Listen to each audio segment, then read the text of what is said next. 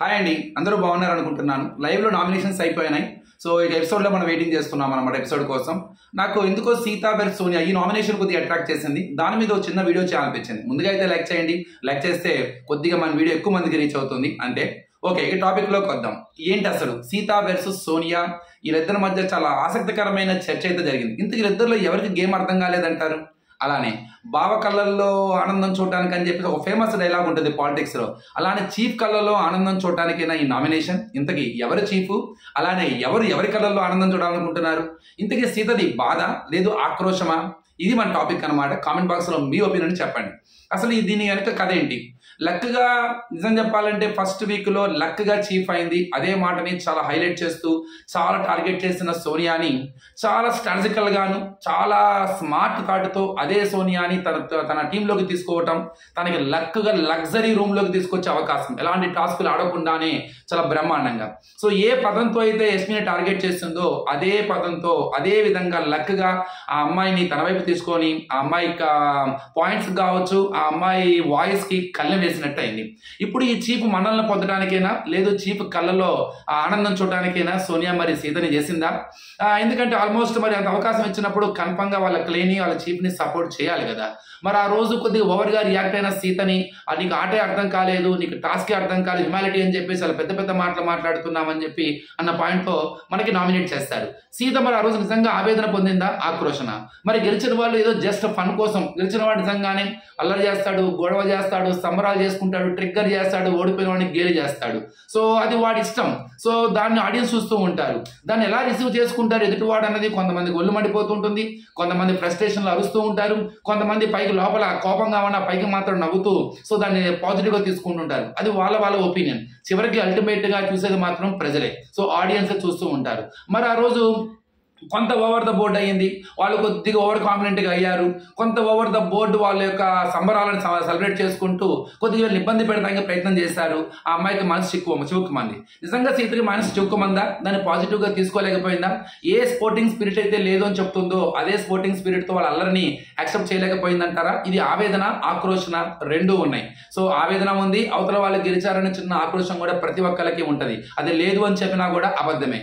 అలా అని చెప్పేసి ఆవేదన లేదని కాదు, అవతల వాళ్ళ యొక్క వ్యక్తుల చూపులు కావచ్చు, వాళ్ళ మాటలు కావచ్చు, వాళ్ళ నవ్వు కావచ్చు, వాళ్ళు చేసిన చేష్టలు కావచ్చు, కన్ఫర్మ్ గా మనసు చివుకమంటాయి. కొంతమంది దాన్ని పాజిటివ్ గా తీసుకునే మహానుభావులు ఉన్నా అందరూ తీసుకోవాలని రూల్ ఏం లేదు కదా. కాబట్టి తనకి ఇంకొకటి కూడా చాలా క్లియర్ గా సోనియా నీకు ఆటే అర్థం కాలేదు, అదే కదా ఆట అని. ఇది సోనియా నాగార్జున సార్ మాట. అదే కదా ఆట అని నాకు సార్ స్టేజ్ మీద అంటారు.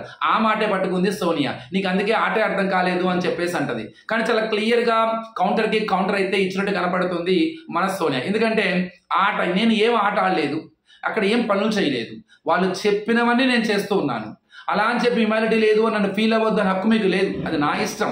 నేనేమి చెయ్యను అంటే సో నేను చేయకపోతే అప్పుడు నేను మీకు విరుద్ధంగా నేను చేయలేదని మీరు మాట్లాడచ్చు. నేను అన్నీ చేశాను, ఏది చెయ్యలేదు అని చెప్పలేదు. నేను మీరు చెప్పిన ప్రతి పని చేశాను. అది పెట్టమంటే పెట్టాను, అది బయట లోపల ఏమంటే వేశాను, వంట వండమంటే వండాను, ఇలా ప్రతిదీ. కానీ నేను నా యొక్క పెయిన్ని నా బాధని నేను ఎక్స్ప్లోర్ చేసే హక్కు ఉంది. మీరు ఎవరు అని చెప్పేసి ఒక రకంగా ఇచ్చి పడేసిందనే చెప్పాలి సీత. కానీ సోనియా సీతను చేయడానికి రీజన్ ఏంటి అన్నది చాలా ఆసక్తికరంగానే ఉంది. నో డౌట్ కన్ఫర్మ్ గా చీఫ్ కళలో ఆనందం చూడటానికే ఉండొచ్చు. శత్రువులు మిత్రులు అవుతున్నారు, మిత్రువులు శత్రువులు అవుతున్నారు. మొదట ఇదే సీత సోనియా ఇద్దరు కలిసి లెఫ్ట్ అండ్ రైట్ ఆడుకున్నారు మన యష్మిని. ఇప్పుడు అదే యష్మి సోనియా కలిశారు. ఇప్పుడు అదే యష్మికి సోనియాకి మళ్ళీ కొంత డిఫరెన్స్. అంటే యష్మికి సోనియాకి రైట్ ఫ్రమ్ స్టార్టింగ్ నుంచి వైబ్ లేదు. సేమ్ అట్లానే యష్మికి సోనియా కూడా వైబ్ లేదు. అలాంటి యష్మి కన్ఫర్మ్ గా సోనియా వాయిస్ కి కళ్ళం వేసింది. ఒక చిన్న థాట్, ఒక చిన్న స్ట్రాటజీ, ఒక చిన్న డెసిషన్. సో చాలా క్లెవర్ గా చాలా స్మార్ట్ గా తనలో తెచ్చుకోవటం, లగ్జరీ సూట్ ఇవ్వటం, కన్ఫర్మ్ గా తన వాయిస్ కి కళ్ళెం వేసేసినట్టే. నిజమైన లీడర్ అయితే గనక, నిజమైన ఆటగాళ్లే గనక అయితే కన్ఫర్మ్ గా మన చీఫ్ అయినా సరే, మనం ఏ గ్రూప్ లో ఉంటున్నా వాళ్ళు తప్పు చేస్తున్నారంటే నువ్వు తప్పు చేస్తున్నావని మొహమాటం లేకుండా మాట్లాడాలి. అది మనకు అవకాశం ఇచ్చిన వాళ్ళైనా అవకాశం ఇవ్వకపోయినా సరే అది రూల్ ఇస్ రూల్. అదే కదా ఇండివిజువాలిటీ అంటే. మరి ఆ ఇండివిజువాలిటీ సోనియా కోల్పోయిందా? లేదు సోనియా కావాలనే స్ట్రాటజికల్ గా సో ఒక స్టెప్ వేయడం జరిగిందా.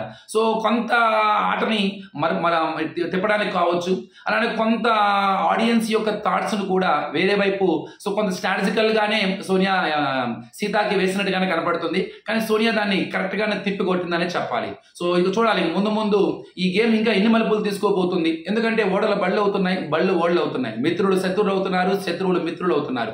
కానీ ఈ మిత్రుల కలయిక మాత్రమే చాలా గందరగోళంగా ఉంది. ఎవరు ఫెయిర్గా అయితే ఫ్రెండ్షిప్ చేయట్లేదు అనిపిస్తుంది.